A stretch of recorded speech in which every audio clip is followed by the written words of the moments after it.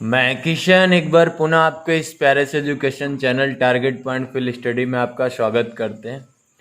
आज हम फलन का एक छोटा सा ट्रिक आपके सामने लेके आए हैं, जहां फलन को हम लोग जोड़ते हैं, फलनों का संयोजन करते हैं। तो फलन का संयोजन क्या होता है, पहले उस बात को जान लेते हैं। लिख लेंगे कि जब कोई फलन अपने प्रत्येक मान के लिए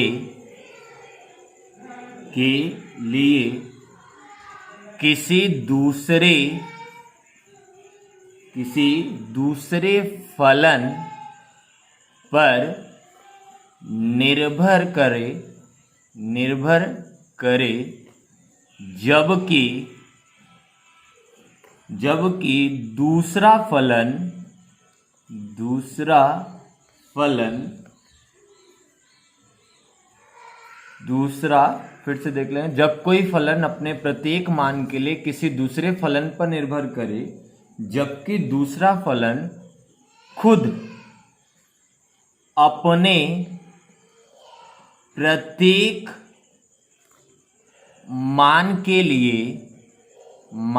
के लिए किसी चर पर निर्भर करे तो इसे फलनों का संयोजन कहते हैं। दूसरी बात समझे, हो गया कि जब एक फलन है और वो फलन दूसरे फलन पे निर्भर कर रहा है और दूसरा वाला फलन किसी चर पे। एग्जाम्पल में मैं ले लूं कि जैसे मैं लिख लिया y बराबर tan t और जो दूसरा फलन है वो t बराबर क्या हो गया log x।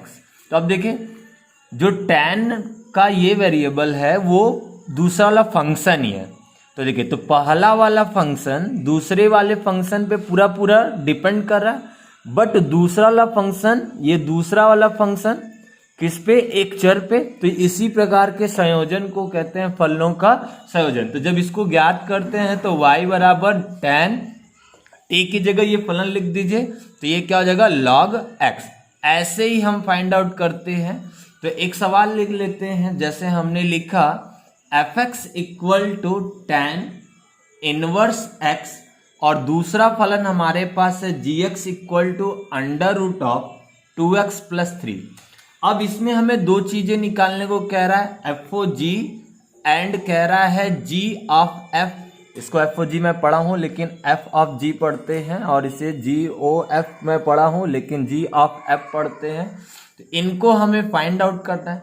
तो देखिए, f यहां कह रहा है कि f वाला g पर निर्भर करता है और g वाला किसी एक चर पर निर्भर कर रहा है, और ये कह रहा है कि g वाला f पर निर्भर करता है और f वाला किसी वेरिएबल पे। तो ये डिफिनेशन के अनुसार।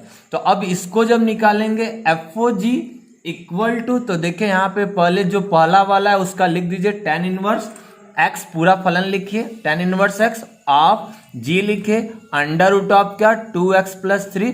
तो बस इस x को हटा के इसको लिख दीजिए, तो ये क्या हो जाएगा tan inverse under root of क्या होगा 2x प्लस 3। ऐसे ही आपको निकालना है g ऑफ f। तो यहाँ पे पहला वाला लिख लीजिए under root of 2x plus 3 of क्या हो जाएगा tan इनवर्स x। तो यहाँ पे अब x को हटा के इसका वाला लिख दीजिए, तो 2 अंडर रूट ऑफ 2x क्या हो जाएगा tan इनवर्स x प्लस क्या हो जाएगा 3। ऐसे निकाल लेंगे। एक सवाल मैं और ले लेता हूं, जैसे मैं लिखा fx इक्वल टू e के पावर x प्लस 1, ऐसा ले लिया।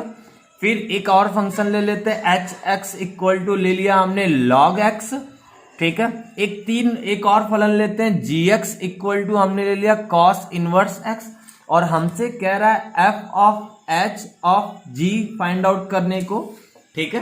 तो आप देखिए, बस वैसे ही क्रम से लिख देना है आपको। पहले वाले का क्या करना है, e के power x plus 1 of h वाले का लिखे तो log x, फिर ऑफ क्या हो जाएगा कॉस इनवर्स एक्स। तो कुछ नहीं करना, अब बारी बारी करते हैं पीछे से। तो अब ये वाला इस पे निर्भर कर रहा है, तो e के पावर x प्लस 1 ऑफ अब इस x को हटा के ये लिख दीजिए तो ये हो जाएगा log, क्या हो जाएगा cos इनवर्स x। अब इस x को हटा के लिख दीजिए तो e के power log cos inverse x। यही कंप्लीटली आंसर आपका होगा। इस प्रकार से आप आसानी से करेंगे। तो एक छोटा सा ट्रिक ये आपके पास था, ऐसे और भी ट्रिक मैं आपके सामने लेके आया करूंगा। Thank you, best of luck.